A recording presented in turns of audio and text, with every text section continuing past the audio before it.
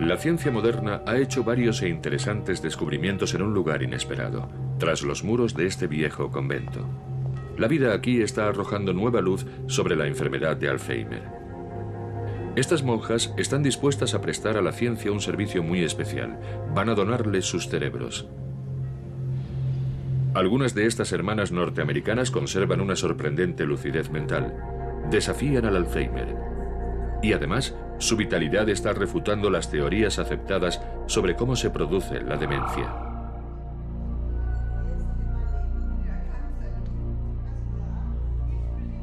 Este documental presenta a personas que están ayudando a resolver el misterio de la enfermedad de Alzheimer con métodos inusuales. A través de esta lucha contra la enfermedad hay algo que queda claro. A veces, el bienestar del paciente corre el riesgo de quedar al margen.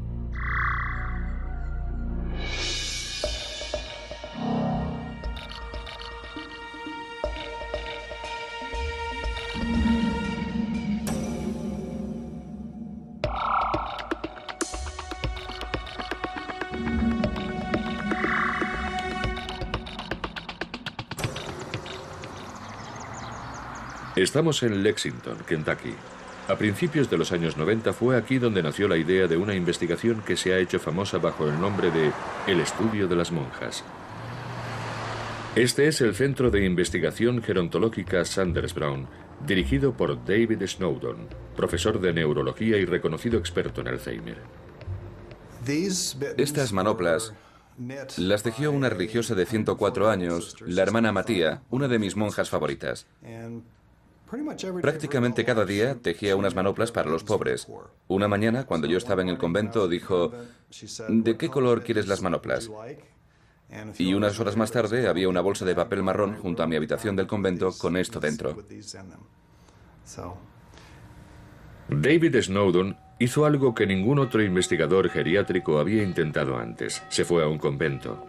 En concreto, el convento escuela de las Hermanas de Notre Dame en Minnesota. Snowdon quería examinar la demencia científicamente.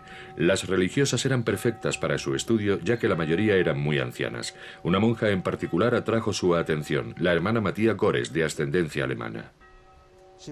Era una persona admirable. Vivió hasta los 104 años y yo la conocí durante casi 15. Estaba llena de energía. La última vez que fui a visitarla, cuando tenía 104 años, me dirigí a su habitación, pero allí no estaba.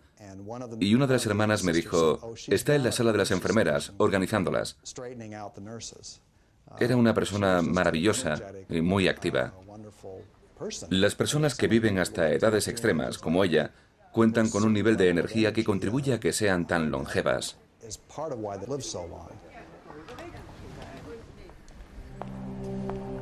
La hermana Matía fue una de las más de 600 monjas que han participado en la investigación que aún continúa.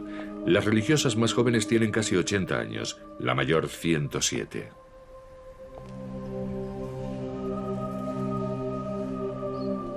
A las hermanas se las observa, entrevista y examina médicamente con regularidad. Se idearon pruebas para revisar su memoria y agilidad mental. Matía siempre la superó de modo satisfactorio. A pesar de su avanzada edad, no mostraba síntomas de la enfermedad de Alzheimer.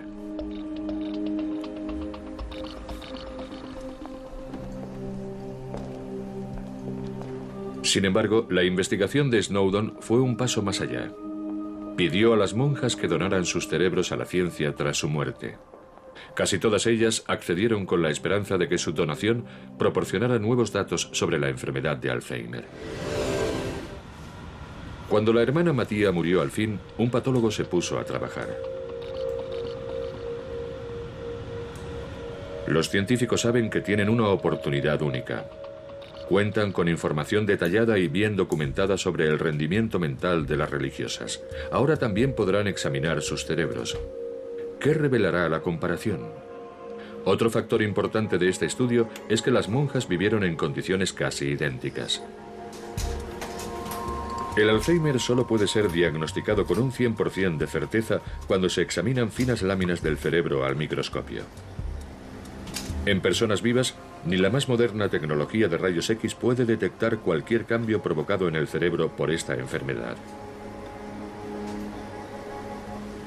El cerebro de una persona muerta tendría agujeros lo bastante grandes para ser visibles a simple vista solo en casos muy graves de Alzheimer.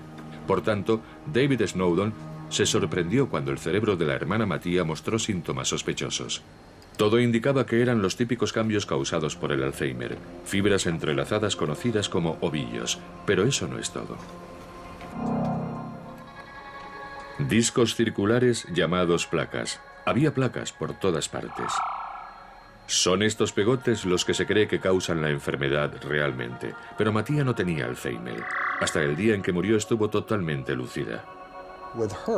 Nos sorprendimos mucho cuando, al mirar su cerebro, encontramos una cantidad significativa de indicios de Alzheimer. Nos extrañó mucho.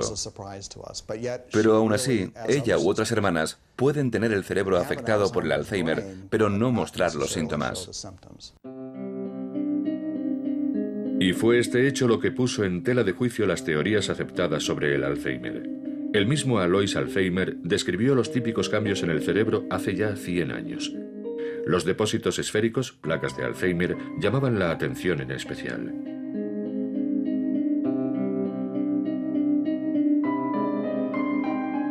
Alois Alzheimer las halló en el cerebro de Auguste Dieter.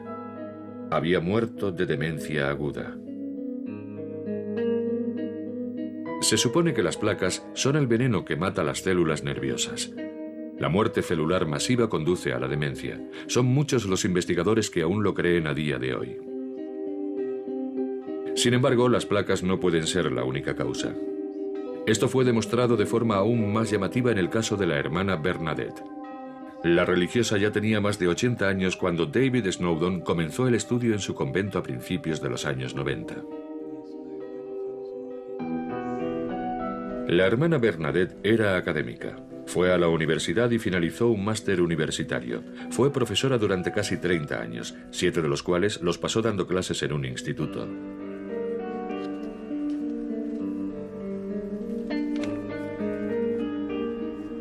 Snowdon le realizó las primeras pruebas mentales cuando la religiosa tenía 81 años.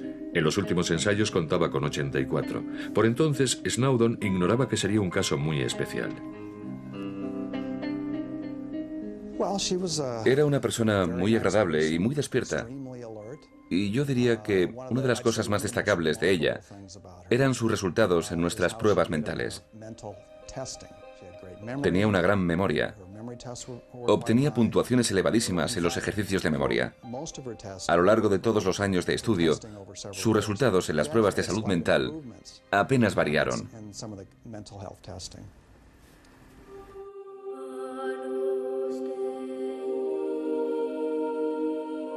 Finalmente, a la edad de 85 años, la hermana Bernadette falleció de un infarto.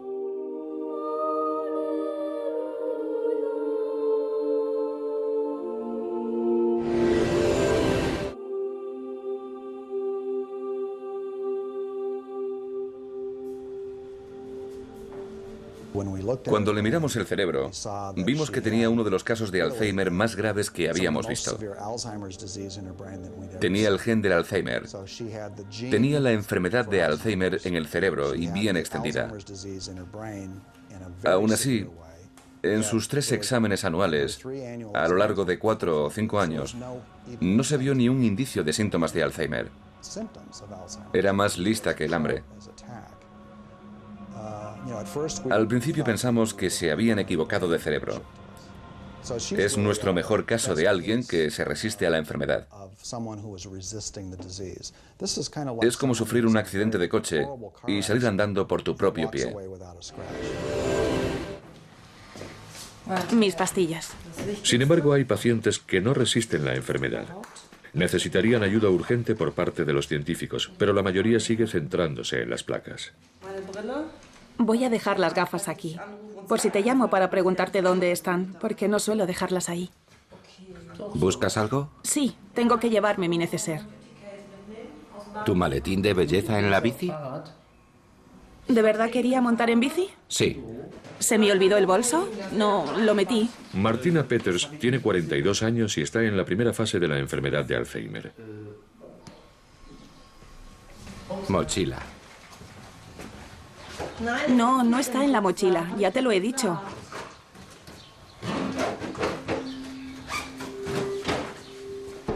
Señor Stefan, Sí, señora Peters. no está en la mochila. Me estoy enfadando. A lo mejor lo metiste en la bolsa de la bici. No, ahí ya has mirado. Ahí no está. No lo encuentro. Conduce con cuidado. Sí, luego te llamo.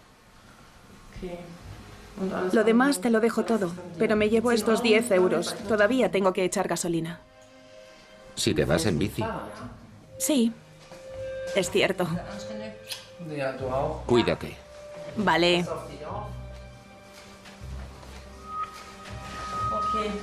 Me llamarás, ¿verdad? Sí, claro.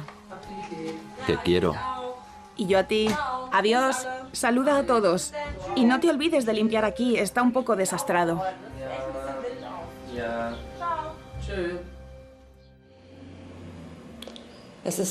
Es una pérdida. Una pérdida de todo lo bueno. Ver lo rápido que ha pasado todo. Sé que me queda poco tiempo para recordar cosas y sufro mucho. Es un lento adiós a todo.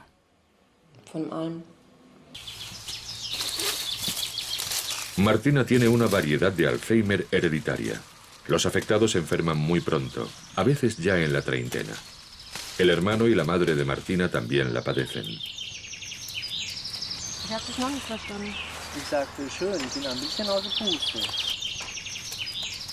Hasta hace 2 años trabajaba de florista, pero tuvo que dejar su trabajo.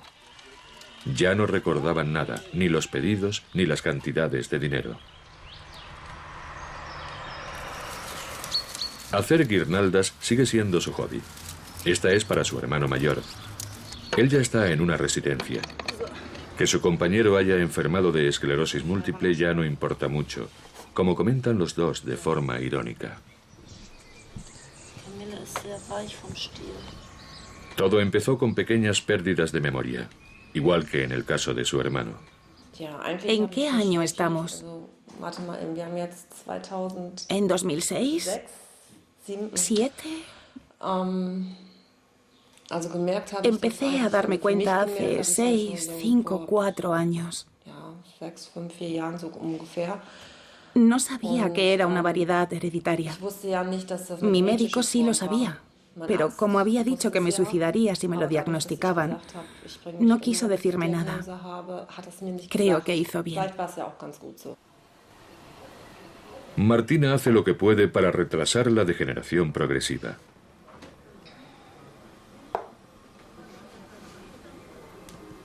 Juega al ajedrez una vez por semana y lee mucho. Intenta mantenerse mentalmente activa.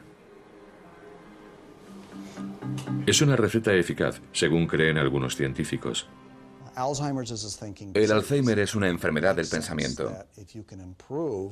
Y es lógico que si puedes mejorar el desarrollo del pensamiento y la memoria en la juventud y mantener el cerebro activo a lo largo de tu vida, tendrás mucho menor riesgo de padecer Alzheimer, o lo padecerás más tarde. Ejercitar la mente como prevención, una teoría que sigue siendo corroborada por casos impresionantes. Un neurólogo inglés documentó el de un jugador de ajedrez llamado Richard Wetherill en 2004.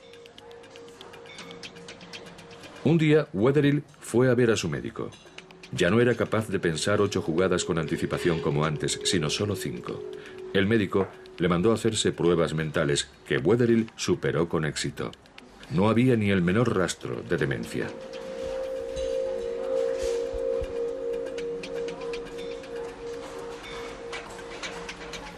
Richard Wetherill murió inesperadamente poco después. Se le realizó una autopsia. El patólogo encontró un cerebro plagado de placas. El sorprendente diagnóstico estaba casi en la fase final de la enfermedad de Alzheimer, el mismo diagnóstico que algunas de las monjas. Los músicos también parecen tener cierta protección contra la demencia. Tienen el cerebro dilatado en ciertas zonas. Neurólogos suizos averiguaron que esas zonas dilatadas son justo las más propensas a degenerar con la edad.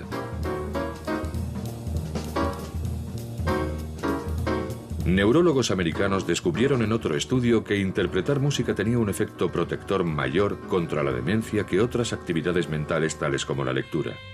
Como el estudio de las monjas ya había mostrado, hay muchos más factores que intervienen en el desarrollo del Alzheimer de lo que creían la mayoría de los científicos.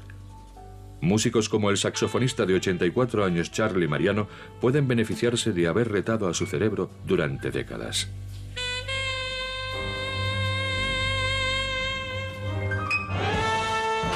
Tocar un instrumento exige una compleja interacción de rendimiento mental y coordinación física. Eso podría acumular una especie de reserva en el cerebro, según algunos científicos. Esta reserva podría ser lo que protege al batería de 83 años Louis Bellson.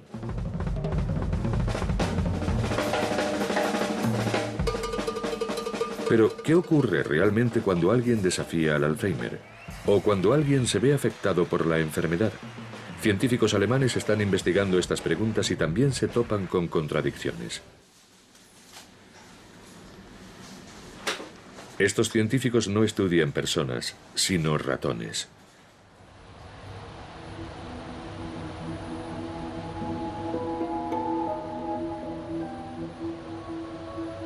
Se trata de ratones especiales. Han sido manipulados genéticamente y tienen genes humanos en su genoma. Dichos genes proceden de pacientes que sufren una variedad de Alzheimer hereditaria especialmente aguda.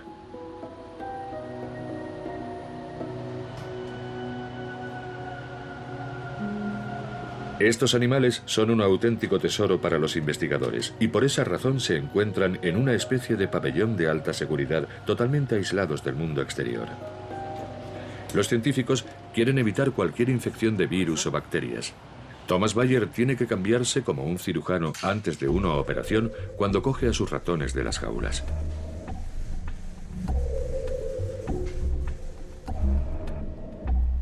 Los ratones no enferman de Alzheimer de forma natural. ¿Son, a pesar de todo, candidatos adecuados para la enfermedad cuando llevan los genes humanos?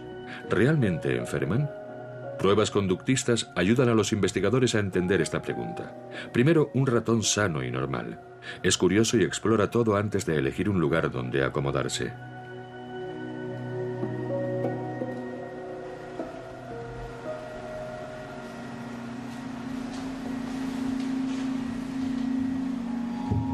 Después, un ratón con Alzheimer.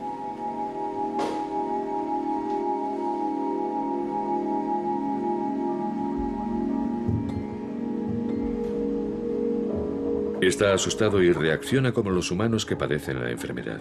Está inseguro en el nuevo entorno y se retira enseguida a un rincón.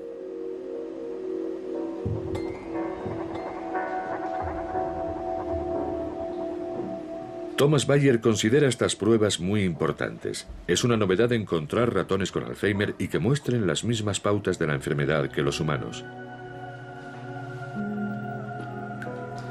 De nuevo, el ratón normal primero. En el agua teñida, los investigadores pueden registrar los movimientos al detalle con una cámara. El comportamiento típico. Explora con curiosidad cada rincón del entorno desconocido.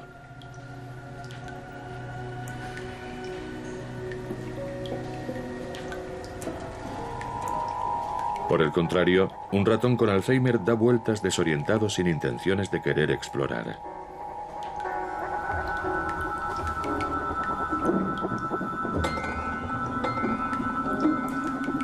Los investigadores no dudan. Este ratón padece Alzheimer. Viele Tests sind auffällig. Muchas de nuestras pruebas son significativas y es interesante que esto ocurra precisamente cuando se pierde un gran número de células nerviosas. Eso sucede cuando los ratones tienen 6 meses. Es aquí cuando encontramos esas anomalías en el comportamiento. Es una correlación muy buena. Por eso estamos convencidos de tener un buen modelo de la enfermedad de Alzheimer entre manos. La pregunta crítica es, ¿qué ocurre en el cerebro de los ratones? ¿Se hacen visibles los depósitos en forma de placas? ¿Destruyen el cerebro tanto como para causar demencia? Primero, Thomas Bayer corta el cerebro del ratón en láminas extrafinas de tan solo unas milésimas de milímetro de grosor. La gran ventaja con los ratones es que, a diferencia de los humanos, sus cerebros pueden ser examinados en todas las fases de la enfermedad. El siguiente paso es importante en la búsqueda de la causa de la enfermedad. Hay que teñir las secciones cerebrales. Cada tipo de célula y cada depósito necesita su propio tinte. Thomas Bayer decide teñir las placas. Sabe que la mayoría de sus compañeros científicos están interesados en estos depósitos esféricos. Muchos creen que estas placas son el veneno que causa la muerte a las células nerviosas.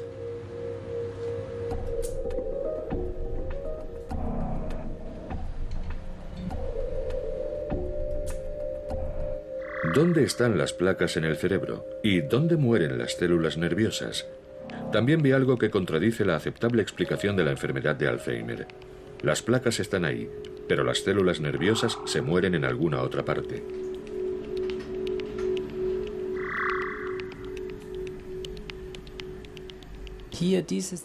Esta franja de células está casi totalmente destruida y hay placas de Alzheimer aquí y aquí, más hacia afuera.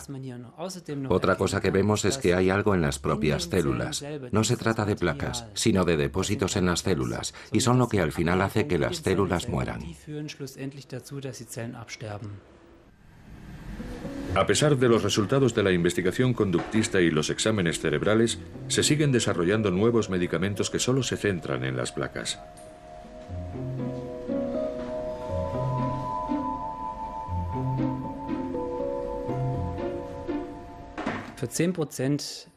Las placas son responsables del 10% de la pérdida de células nerviosas en nuestro ratón modelo. Ese otro material de las células nerviosas es responsable del resto, del 90% de las células muertas. Es decir, si conseguimos desarrollar un método para disolver las placas, podríamos salvar como mucho un 10% de las células nerviosas. Por el momento, los investigadores apenas prestan atención a esos resultados. Thomas Bayer acaba de empezar a trabajar como profesor. Eso no facilita precisamente que se le escuche en el mundo de la investigación, incluso cuando la materia que trata importa mucho para el bienestar de un gran número de pacientes.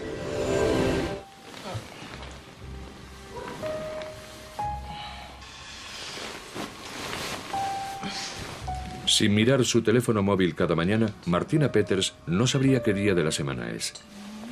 Necesita ayudas como esta para enfrentarse a su vida cotidiana.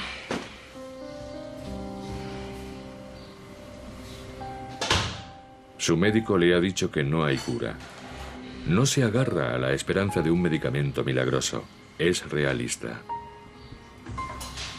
Un gran reloj que ve en todo momento le ayuda a cumplir sus horarios y estructurar el día. Tiene que mirar la hora cada pocos minutos. Le han recetado una medicación especial para estimular la concentración, pero Martina sabe que estas pastillas solo pueden retrasar pero no prevenir la degeneración cerebral que nota día tras día.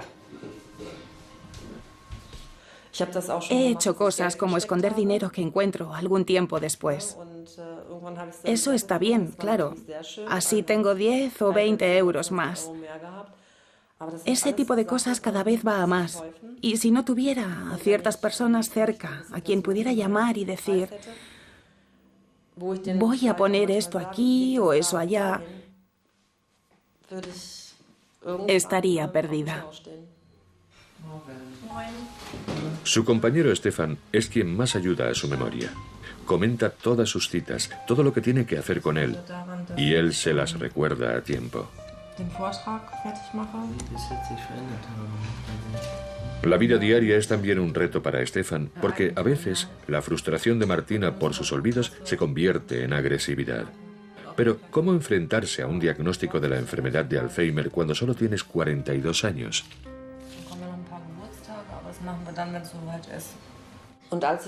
Cuando me lo diagnosticaron, te puedes imaginar mi sorpresa. Al principio pensé, ¿qué voy a hacer? ¿Debería estrellar mi coche contra otro o contra un tren? ¿Me corto las venas? Pero después pensé, no. Martina no se ha escondido. Por el contrario, ha ideado su propia forma de enfrentarse a la enfermedad. Intento educar a la gente. La enfermedad asusta, todavía asusta, pero no es contagiosa. Nadie tiene que preocuparse por si se la pego. Su viaje la ha llevado a una convención de la Asociación del Alzheimer. También aquí, los científicos invitados dicen, las placas son la causa de la enfermedad. Martina Peters ha venido para asegurarse de que no se deje al margen a los afectados. En el Congreso Internacional de Berlín conseguimos que hablara ante casi 1.500 personas sobre su experiencia con la enfermedad de Alzheimer. Y nos complace anunciar que ha aceptado nuestra invitación para hablarnos sobre la enfermedad desde su punto de vista.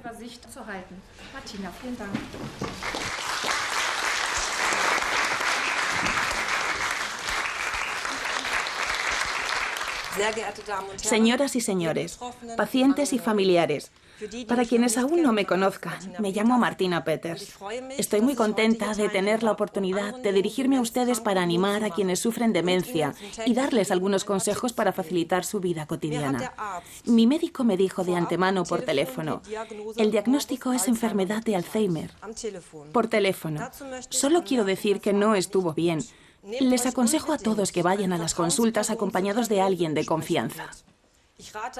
El público sabe que no es habitual que alguien con Alzheimer reconozca que padece la enfermedad. A los afectados a menudo les domina la vergüenza. Os lo aseguro, sois más fuertes de lo que pensáis.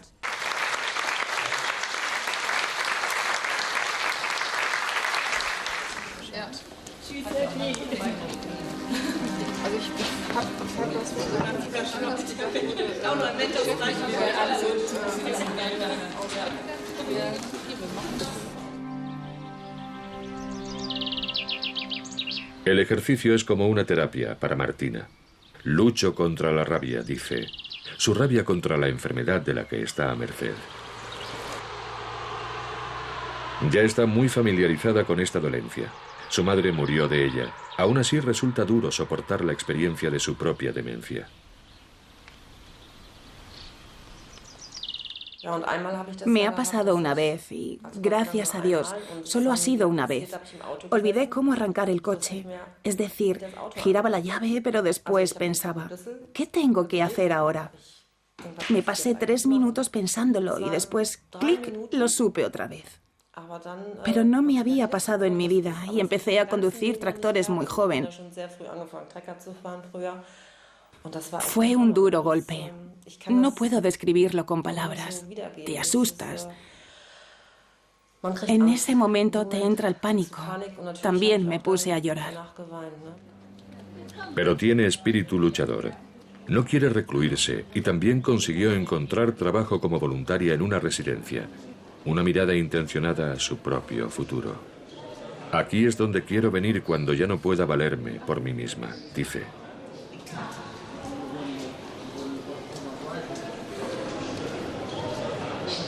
Martina cuida de algunos de los internos. Pasea con ellos o juega a juegos de mesa. Pero para hacerlo, antes tiene que encontrarlos en un entorno con el que no está muy familiarizada. Ojalá lo supiera. 2 o 1.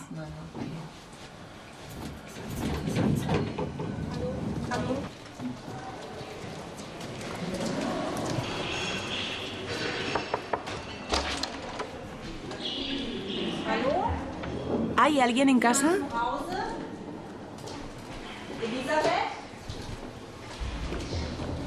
La interna no está en su habitación como esperaba Martina. Una situación trivial, pero que la confunde. Elizabeth no está aquí.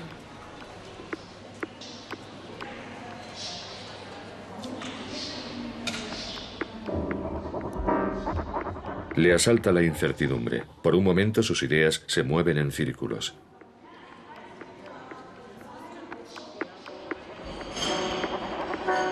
Esta conducta es típica de los afectados de demencia cuando experimentan algo poco conocido. Es una consecuencia de los cambios en el cerebro. Cuando empiezas a tener problemas de memoria, el cerebro ya está afectado. Es como una bola de nieve que rueda ladera abajo. Cuesta mucho detenerla. Y es importante frenar ese proceso antes de que se produzcan daños. Detener el proceso cuanto antes. Hay un científico que ha descubierto cómo hacerlo. Pat McGeer, de la Universidad de la Columbia Británica en Vancouver, Canadá. El reconocido neurocientífico ha desarrollado su propia idea sobre el avance del Alzheimer.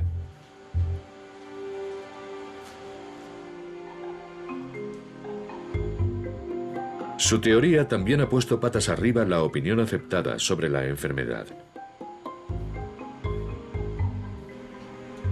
El método que eligió, teñir muestras de tejido, resultó ser clave en un descubrimiento inesperado. Solía teñir segmentos de sesos infectados con tintes normales para hacer visibles las placas, por ejemplo. Pero un día probó un nuevo tinte. En principio investigábamos si podía ser una infección vírica, porque por entonces era una teoría, en concreto un virus herpes. No logramos hallar pruebas de un virus, pero los expertos en inmunología dijeron, buscad este indicador del sistema inmune, HRLDR, y así lo hicimos. Y la primera vez que vimos una lámina de cerebro manchada de este indicador del sistema inmune, casi me caigo del taburete, porque eran unas células espectaculares que no habíamos visto antes. Sin embargo, lo que vio al microscopio no eran las ya conocidas placas. Vio un gran número de células cerebrales especiales conocidas como microglías. Solo se dan en una concentración tan alta bajo una condición, si el cerebro está inflamado. Pat McGeer se fue a investigar a la biblioteca. ¿No había visto nadie antes que él estas particulares células en el cerebro de los afectados de Alzheimer? ¿Podía ser la enfermedad de Alzheimer una inflamación del cerebro? Finalmente encontró un artículo científico de 1919. Hablaba de las células microglías de los cerebros con Alzheimer. McGeer descubrió que un colega investigador había seguido la misma pista 90 años antes. Una inflamación del cerebro como causa de la demencia. Una teoría que había caído en el olvido. McGeer decidió retomarla. La idea era, podemos encontrar casos en que la gente haya tomado fármacos preventivos, por ejemplo antiinflamatorios, no por padecer Alzheimer, sino a causa de otras dolencias que responden a ese tratamiento. Fue ahí cuando empezamos a fijarnos en la artritis reumatoide. Porque la artritis reumatoide es una enfermedad devastadora para las articulaciones que aparece antes que el Alzheimer, y donde los afectados toman gran variedad de sustancias antiinflamatorias para paliar el dolor y el sufrimiento que produce la enfermedad. Si una inflamación fuera la causa de la enfermedad de Alzheimer, entonces los antiinflamatorios normales que se usan para tratar el reumatismo, que contienen, por ejemplo, ibuprofeno, deberían proteger también contra el Alzheimer. Pat McGeer contactó con especialistas en reumatismo de todo el mundo y les preguntó si tenían pacientes con trastornos reumáticos que padecieran también la enfermedad de Alzheimer. Dice que no tiene ningún caso, pero lleva años tratando pacientes. Tiene que haber alguno que después haya desarrollado demencia. Muchas gracias. Al principio casi no podía creerlo, pero apenas pudo dar con un reumatólogo que hubiera visto a un paciente de edad avanzada con Alzheimer.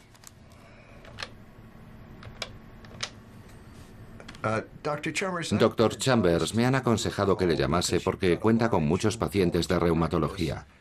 ¿Tiene algún caso de este tipo? ¿O tiene constancia de alguno?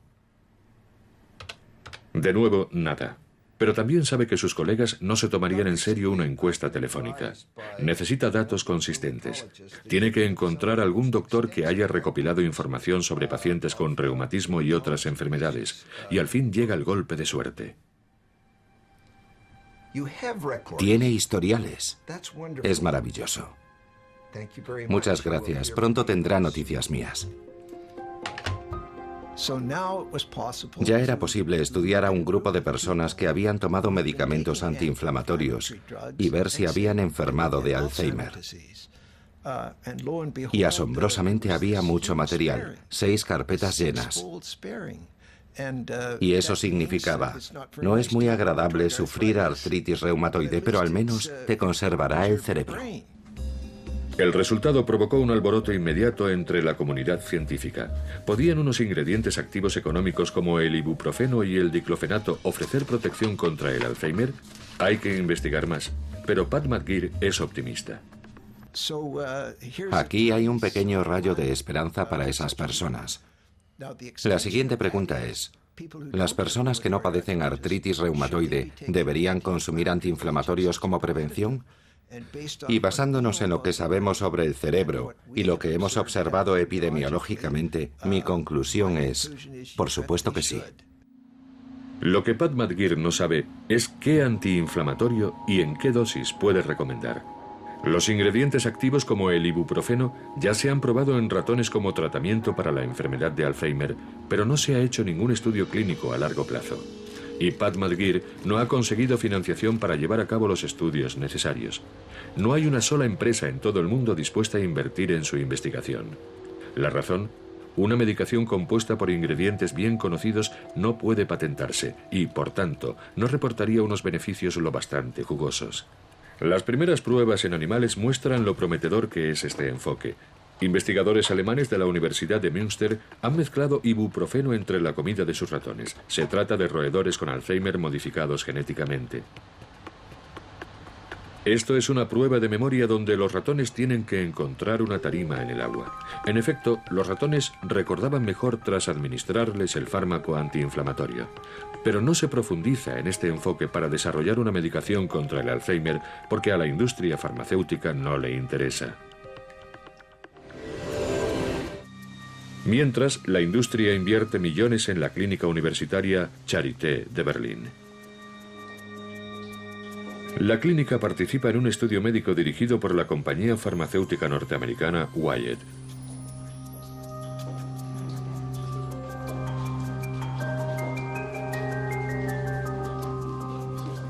La dirección de la clínica psiquiátrica Charité ha encontrado pacientes de Alzheimer para su estudio. Se les va a administrar una nueva medicación.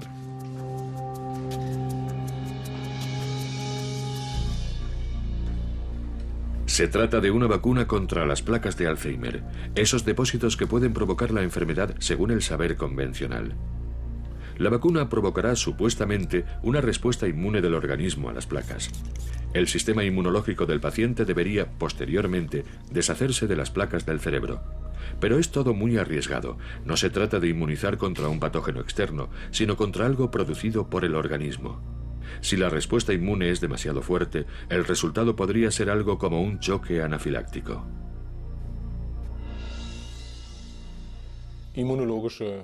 Las terapias inmunológicas siempre conllevan el riesgo de que con la respuesta inmune ocurran cosas en las que nadie había pensado.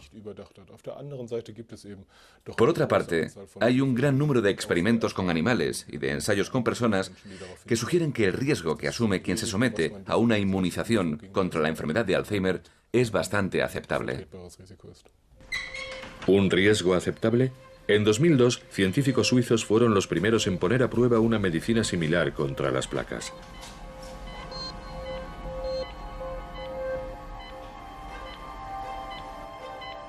Pero el experimento de inmunización tuvo que ser abortado. De los 300 pacientes, 15 sufrieron una peligrosa inflamación del cerebro. Evidentemente, su respuesta inmune fue demasiado fuerte. Para 2 pacientes, la ayuda llegó demasiado tarde. La vacuna del nuevo experimento se ha modificado según el fabricante. Pero eso no ha tranquilizado a los críticos. Se está entrando en un terreno en el que no contamos con el suficiente conocimiento. Algo fundamental para saber cómo hacer que algo así funcione. Si funcionara, sería un avance espectacular. Pero como el aprendiz de brujo, si quienes hacen esto no respetan ni comprenden los riesgos que conlleva, pueden perjudicar a mucha gente. Hablamos de administrar un medicamento o una sustancia médica enfocada al cerebro. No es como tomarse una pastilla para evitar las alucinaciones si tienes esquizofrenia. Hablamos de tomar una pastilla o inyectarse algo cuando no tienes síntomas. Y de hecho, es más probable que una vacuna o una pastilla que evite las placas o los ovillos sea más eficaz si se toma años, incluso décadas, antes de que aparezcan los síntomas del Alzheimer. La esperanza de controlar el Alzheimer no está en el tratamiento. Nos encantaría tener un tratamiento, pero la esperanza está realmente en prevenir que se produzcan los daños cerebrales. Los investigadores de Charité accedieron a dejar que sus pacientes participen en este experimento de inmunización para poder opinar en este documental. Pero poco antes de iniciarse el rodaje retiraron su consentimiento. ¿Qué tiene que decir el científico jefe Matthias Rippe sobre esto ante la cámara? ¿Qué tiene que decir sobre el hecho de que el estudio de las monjas y otras investigaciones hayan arrojado dudas sobre la teoría de las placas? ¿Y por qué está, sin embargo, vacunando contra las placas? El profesor Rippe dio respuestas, pero posteriormente nos prohibió que las emitiéramos. Una posible explicación a tanto secretismo puede hallarse en este fax. El fabricante de la vacuna, Wyatt, se lo envió al científico jefe del estudio poco después de iniciarse el rodaje. En él dice: declaraciones y comentarios a terceras personas, incluidos los medios, solo podrán tener lugar después de un previo acuerdo con Wyatt. Parece que a alguien le asusta las preguntas críticas, ya que el costoso desarrollo de la vacuna tiene que dar sus frutos en un futuro cercano. Las compañías farmacéuticas no quieren empezar a emplear ingredientes activos experimentados, aunque estos pudieran ser más seguros. Se hacen ensayos clínicos con medicamentos que podrían ser caros. Si confías en empresas cuyo objetivo es ganar dinero, solo querrán experimentar con nuevos agentes por los que se pueda cobrar un alto precio. Muchas medicinas antiguas son las mejores. ¿Por qué se descartan? Se descartan porque son muy baratas. Es decir, la explicación es muy sencilla. Martina toma medicación moderna contra el Alzheimer. Mejora temporalmente su memoria y su concentración.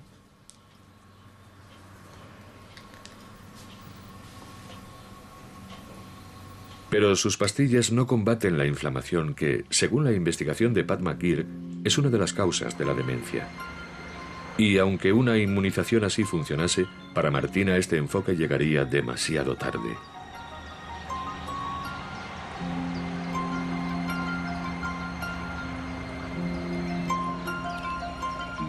Hay más de 3 millones de pacientes de Alzheimer en Europa a la espera de un tratamiento que pueda ayudarles con su enfermedad.